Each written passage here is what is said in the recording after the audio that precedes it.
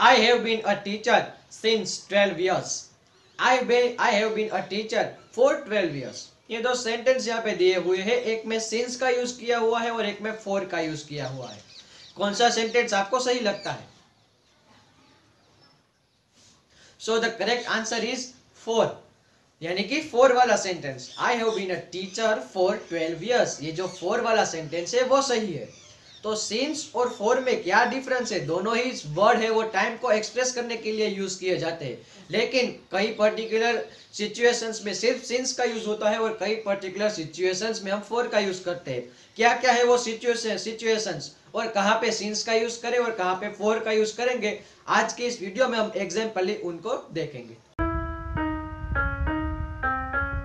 Hello guys, welcome. कोई भी competitive exam हो जहाँ पे इंग्लिश का पोर्शन होता है, वहाँ पे फिल इन द ब्लैंक्स वाले पार्ट्स आते ही है.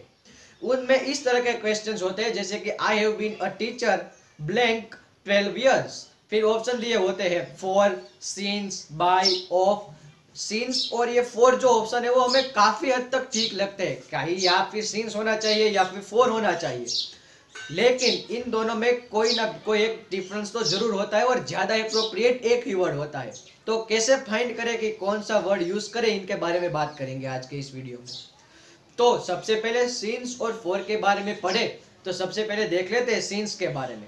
सो since is used to express the beginning time and for is used to express the total time. The main difference, since का यूज कहाँ पे करेंगे? हमें अगर किसी भी टाइम है उसकी बिगिनिंग को शो करना है. टाइम की बिगिनिंग को शो करने के लिए सिंस का यूज करेंगे. टोटल टाइम या फिर टाइम पीरियड को शो करने के लिए फॉर का यूज करेंगे. जैसे कि हमारा सेंटेंस था I have been a teacher for 12 years. ये जो 12 इयर्स है वो पूरा टाइम पीरियड दिया हुआ है, पूरा एक बंच ऑफ टाइम है कि 12 इयर्स से मैं टीचर हूं. तो फॉर 12 इयर्स, तो वहां पे हम फॉर यूज करेंगे क्योंकि वहां पे हमें टाइम पीरियड शो करना है. अगर हमें बिगिनिंग टाइम शो करना हो, जैसे कि मैं कहूं कि मैं 2008 से टीचर हूं, तो हम वहां पे हम सिंस का यूज करेंगे. I have been a teacher since 2008. यहाँ पे बिगिनिंग टाइम है कौन सा? 2008 से मैं टीचर हूं, तो ये 2008 है वो बिगिनिंग टाइम है. सो वहां पे हम सिंस का यूज करेंगे. I have been a teacher since 2008. अगर हम टोटल टाइम की बात करते, I have been a teacher for 12 years, यानी कि वहां पे हम फॉर की बात करेंगे क्योंकि वहां पे टाइम पीरियड है. तो इससे हम क्या कंक्लूजन पर पहुंचे हैं? Since mean from the point in past until now. कोई एक पॉइंट पास्ट में है, वहां से अभी तक का जो टाइम है, यानी कि वो प्रोसेस का बिगनिंग टाइम, यानी कि उस समय की बात करें जहां पे वो बिगनिंग हुई है, स्टार्ट हुई है, तो उसके लिए हम सिंस का यूज करेंगे. And for total time. For किसके लिए? टोटल टाइम शो करने के लिए किसका यूज करेंगे? फॉर का यूज करेंगे. तो ये था मेजर डिफरेंस सिंस और फॉर के बारे में. अब कुछ एग्जांपल्स देख लेते हैं. अब देखिए, कोई आपके घर पे मेहमान आए हैं, आपको कुछ काम करना है, आप कर नहीं पा रहे हैं, बैठ गए हैं, जाने का नाम नहीं ले रहे. तो कोई आके बहुत पूछते हैं कि कब से ये लोग यहाँ पे बैठे यार, कब जाएंगे? तो आप क्या कहते हैं? 4 घंटों से बैठे हैं यार, हिलने का नाम नहीं ले रहे. इंग्लिश में क्या बोलेंगे? They have been here since 6 PM.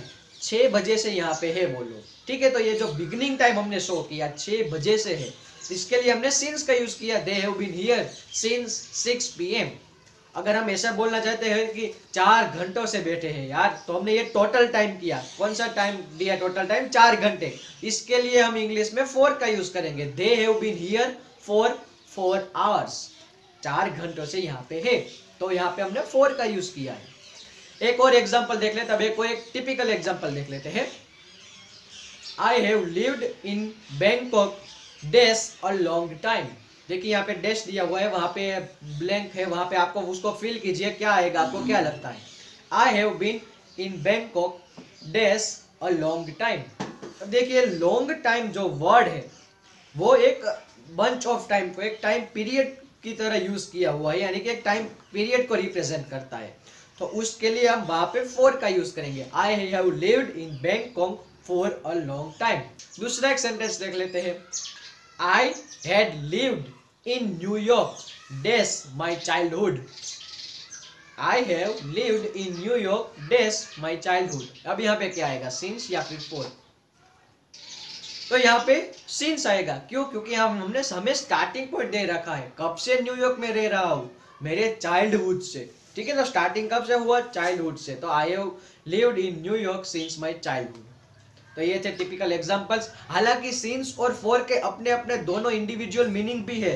जैसे कि हम कह सकते हैं फॉर के लिए दिस इज फॉर यू, ये तुम्हारे लिए है, so this is for you, वहां पे फॉर का यूज भी होता है। सिंस का भी अपना एक मीनिंग है।